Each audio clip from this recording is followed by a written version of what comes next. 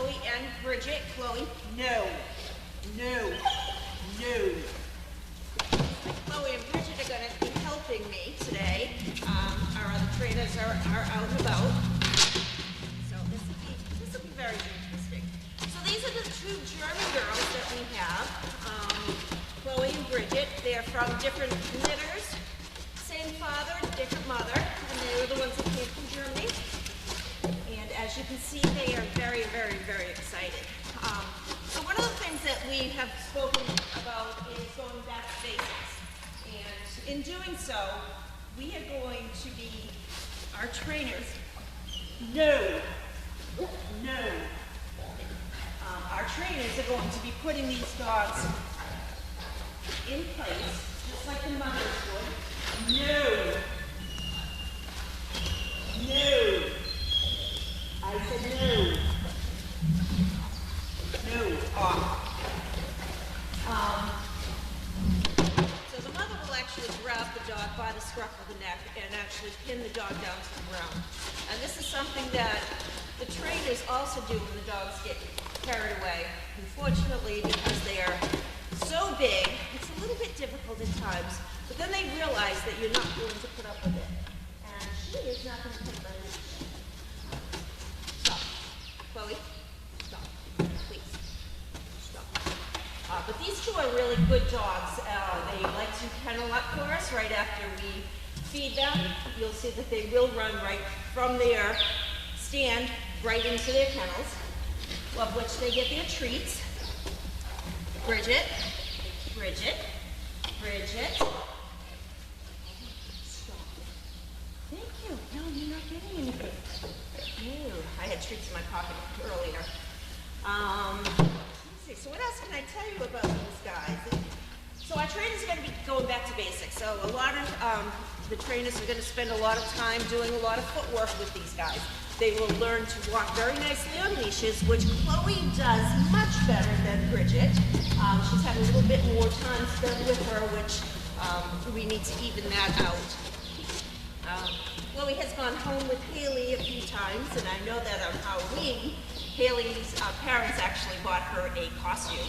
So she went out trick-or-treating with Nova and Neville, Haley's other dogs, and she did very well. We don't know if we're going to be using either one of these for breeding just yet. We don't have a space scheduled for either one of them because I want to see how they still develop.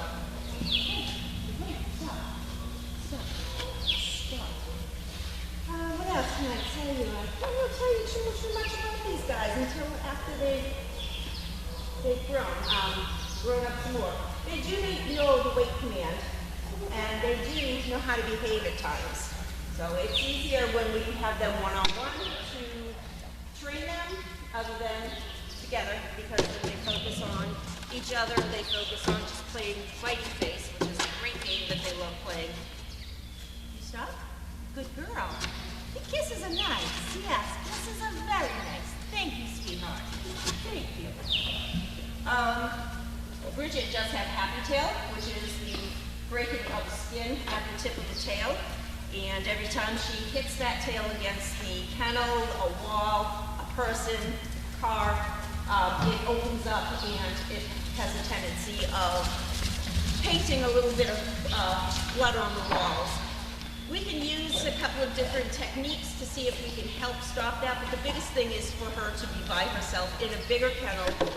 So we'll usually use kennel 11 at night. They will be separated. She will be in kennel 11, which is bigger, and hopefully that'll prevent, that'll stop her happy tail and it'll heal up. So we've had many dogs actually develop that, and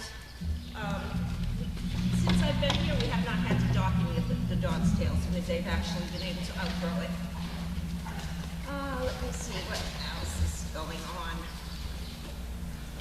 Let's see if we have any questions yet.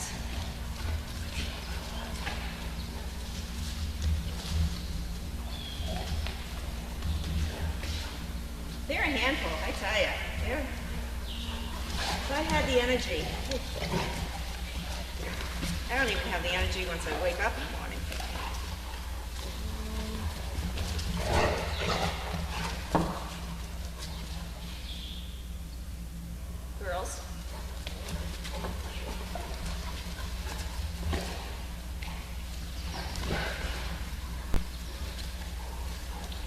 Okay, if we could have more training props at SDP, what would they be? That's a question from Crafty. And Crafty, yes, I did see your message the other day also after I had shut the mic off. And so I'm glad that you reposed it. We have some props here. I would actually like to have, we've got the chute, which dogs learn to back up. We've got stairs, which the dogs learn to go up and down.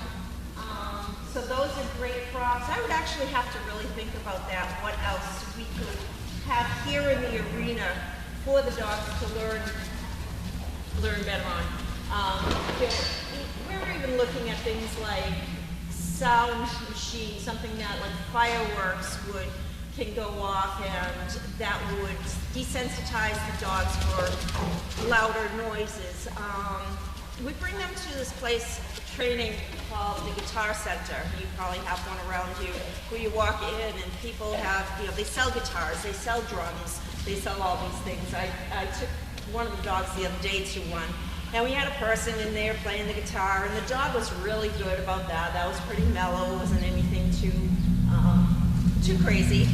And then we went into the other room, and there was a teenager who was playing the drums, and the dog that I had with me actually just sunk to the ground, and she just kind of stayed there. She didn't try to run, she just stayed there like, what is that? So the kid stopped, he got up from the drum set, and then I just very nicely said, hey, do you want to do that again? Do you go to Guitar Center? Yeah. And he big smile on his face, he's like, really? Like, I can play the drums again? And I said, yeah, it's helping me train this dog. So he, of course, was all smiles ear to ear. And he went ahead and wailed on those drums once again. The dog still stayed down, still trembled a little bit, but then was, it was fine. I mean, and that's what they needed. This dog needed a little bit more of that type of distraction, like, what is that noise? But she did really well. She passed that test, and she'll be there a couple more times just to, to realize that, hey, this isn't so bad. It's a loud noise, but it's not going to bother me. Thank you. Yeah.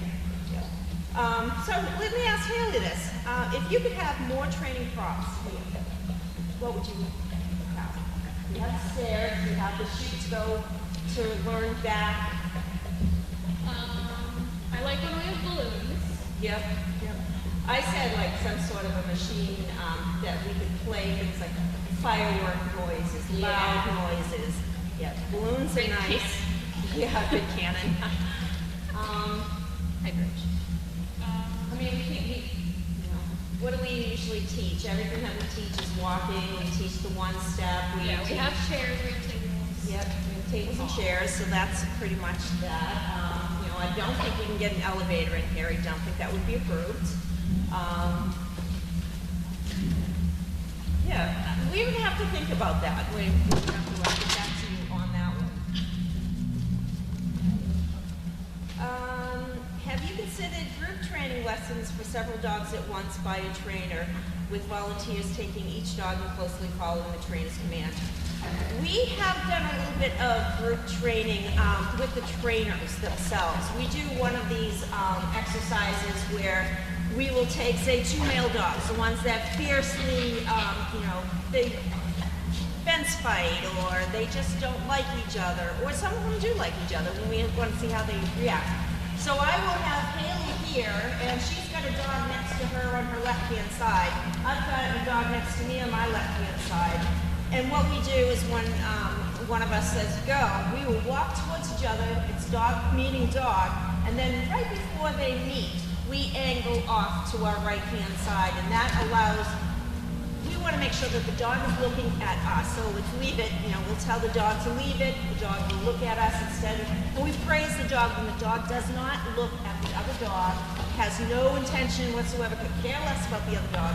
So we'll go human to human, we'll go dog to dog, and we do the angling so that once we are almost together, we are off to the side, which, we'll be happy to demonstrate that at another one of these training talks. Do dogs or does the farm need anything for the upcoming winter? Shovelers, someone to make it warmer here. More yeah. volunteers. More volunteers would be really nice. We do shut the side doors on the arena, which is going to have to be done pretty soon because it's pretty cold in here. Mornings have been pretty cold around here. I actually had to cross my windshield before I could leave my driveway this morning. Carpet, Yeah, carpeting for those kennels is but not huge. single loop. We don't want them to pull it out. Yes, so it'd be Swallow it. flat piled carpet, almost like a oriental rug type substance that we can reduce some of these kennels. A volunteer or anybody who knows how to repair veranda beds. We have a lot of veranda beds that are going to need some TLC as we pull them from all the different runs and the kennels. We're going to hose them down, wash them down, and then put aside the ones that need to be repaired. So we're looking for the fabric to repair them. Yeah, I think we have enough shovels themselves. It's just the human manpower behind them. And if anybody likes to snow blow, we definitely could use that also. Anyone who knows how to drive a tractor at 3 a.m. Right. Oh, so Carl, our CP, got to spoon feed Bridget at Dog Fest, and she did great. These two dogs are really, as crazy as they look right now, they're amazing. They kennel up nicely. They do listen nicely. Right now, they're just trying to get some Energy. energy out of each other. You know, they're big dogs, but they're just amazing dogs. I'm very, very, very happy with these two that we got. They're gorgeous. I just love girls in general. Right. Luckily, we're getting full of them. Yeah. So Boiler asked, would mirrors help? Yes. We used to have a giant one over here until one of the dogs broke it and it shattered. So mirrors are helpful, but we don't really have an effective way of putting them where the dogs normally are. Yeah. And like tails, I don't know if you've ever got whacked by a tail from a Dane, but like that can shatter anything. So, It's okay. we pass by a lot of mirrors when we're out and about. So I think that one's okay, unless we can find a shatterproof mirror.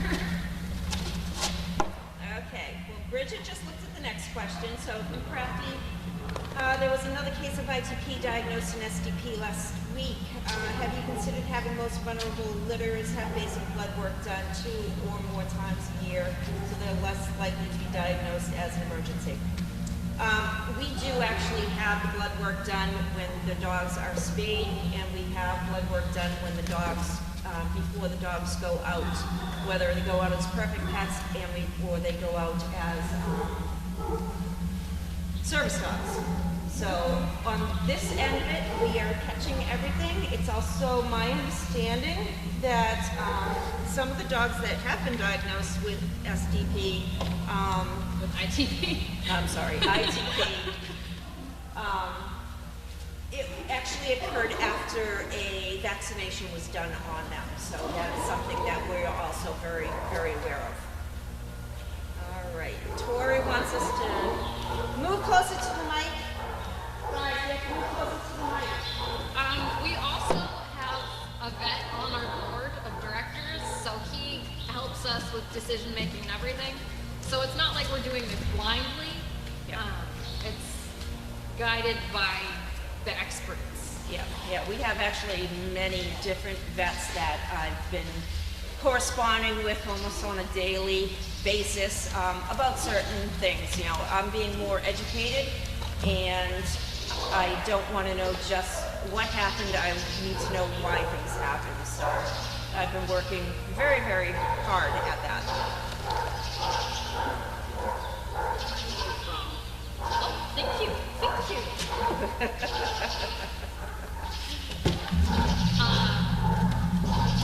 I have learned how to express anal glands. So I had to do Neville on my porch a couple weeks ago, and I'm lucky that I was not standing where it shot up.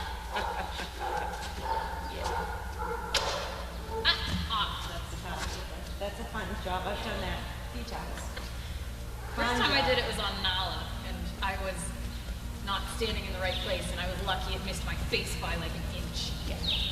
That's where sometimes you wish you had your mask still and, you know, complete hazmat suit. Yeah. That is the worst smell. It is, that's for sure. That's for sure. All right, so we're here if you have any more questions. And if we don't answer your question today, I have been taking note of them. So on Sunday during It's a Wrap, we will, I will be also be able to go back to some of these questions that we have missed, and I do apologize that we missed them. Your tail's looking better. Yeah. Are you less happy? And Deb Z said, thank you, Lynn, for these sessions. They learned quite a lot. When we were breeding Capri and Sir Richard, we have the camera covered because we don't really want people taking pictures or whatever, but some of the volunteers are still able to look in, and I was talking to one of our volunteers. She was very educated by what was happening, and she was just asking me all kinds of questions, and I was like, you know, I never thought my career, like, I would have to be so knowledgeable about dog breeding and anatomy. Oh, you'd be surprised. Be surprised at what you can learn just in one day. Oh, yeah. I've milked several dogs, involved with breeding and stuff. It's very educational. It is very educational, that's for sure. And Crafty said thank you for another great trainer chat. You're very welcome. I'm glad that you guys are enjoying these. And Rakita. she's got a rock in her mouth, so I'm going to say thank you again. Have a great afternoon. Wait for a mail call later on today, and we're going to get this rock out of the pot. Have a good night.